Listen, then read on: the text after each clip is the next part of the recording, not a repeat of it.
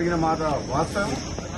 ప్రభుత్వం తరఫున నేను క్షమాపణ కూడా చెప్తున్నాను. ఎందుకంటే మనం అనుకున్న దానికంటే డబల్ 3 రెట్లు ఎక్కువ వచ్చింది. రైతులకు ఇబ్బంది అయింది. కల్లాలల్లా 15 రోజుల నుంచి రైతులు ఇబ్బంది పడుతున్నారు. ఆ మాట వాస్తవం. అందుకని మేము కూడా చింతిస్తున్నాం అందరం.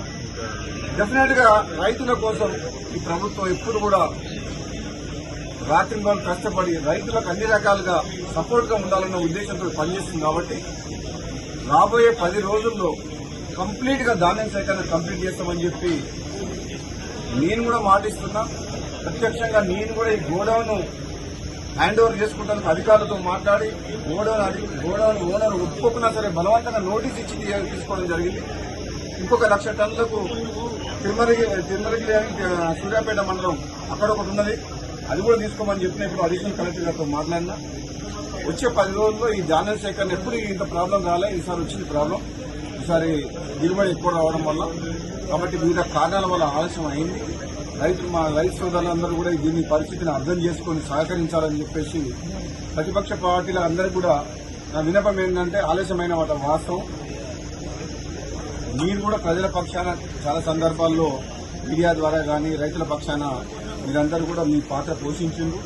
ప్రభుత్వం కూడా అన్ని రకాలుగా మీరు చేసిన పోరాటాన్ని కావచ్చు, మీ ప్రజల పక్షాన మాట్లాడడం కానీ రైతుల పక్షాన దాన్ని పాజిటివ్ గానే తీసుకుంటుంది. నెగిటివ్ యాంగిల్లో రాజకీయ కోణంలో రాజకీయం చేయదలుచుకోలేదు. ఎందుకంటే ఇది రైతుల సమస్య. రైతులను కాపాడుకొని వాళ్లకు అండగా ఉండాల్సిన ప్రభుత్వం, ప్రతిపక్షాలు అన్ని పక్షాలు అన్ని పార్టీల వారు సహకరిస్తే నెక్స్ట్ 10 days లో కంప్లీట్ చేస్తామని చెప్పి నేను మీడియా ద్వారా రైతులకు ప్రజలందరికీ కూడా తెలియజేస్తున్నాను. Thank you. జరిగిన మాట వాస్తవం.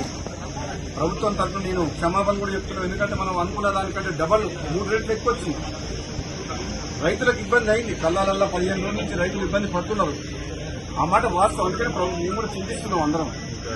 డెఫినెట్ గా రైతుల కోసం ఈ ప్రభుత్వం ఎప్పుడు కూడా రాత్రింబాలు కష్టపడి రైతులకు అన్ని రకాలుగా సపోర్ట్ గా ఉండాలన్న ఉద్దేశంతో పనిచేస్తుంది. కాబట్టి రాబోయే 10 రోజుల్లో కంప్లీట్ గా ధాన్యం సేకరణ కంప్లీట్ చేస్తామని చెప్పి నేను కూడా మాటిస్తున్నా.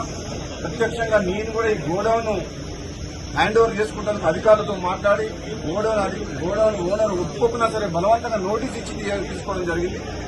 ఇంకొక 1,00,000 టన్నులకు తిరుమలకి సూర్యాపేట మండలం అక్కడ ఒకటి ఉన్నది, అది కూడా తీసుకోమని చెప్పిన ఇప్పుడు అడిషనల్ కలెక్టర్ గారితో మాట్లాడినా.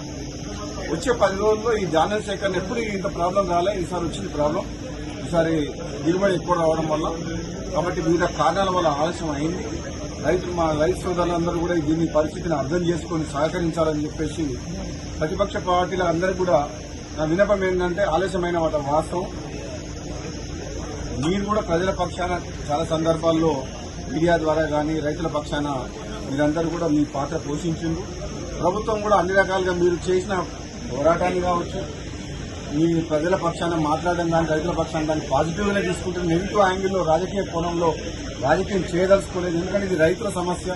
రైతులను కాపాడుకొని వాళ్లకు అండగా ఉండాల్సిన ప్రభుత్వం, ప్రతిపక్షాలు అన్ని పక్షాలు అన్ని పార్టీల వారు సహకరిస్తే నెక్స్ట్ 10 days లో కంప్లీట్ చేస్తామని చెప్పి నేను మీడియా ద్వారా రైతులకు ప్రజలందరికీ కూడా తెలియజేస్తున్నాను. Thank you.